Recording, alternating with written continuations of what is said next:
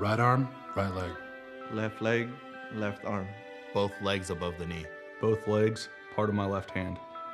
Lost both my legs in Iraq.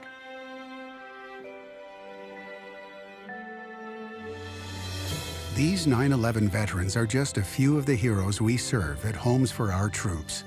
For nearly 2,000 severely injured veterans, everyday life has become filled with barriers. So we build specially adapted homes with features like wheelchair access, roll-in showers, and pull-down cabinets that allow them to function independently and focus on their recovery and family.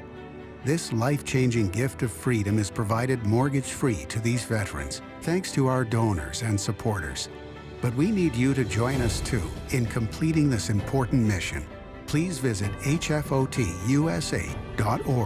and help build homes and rebuild lives.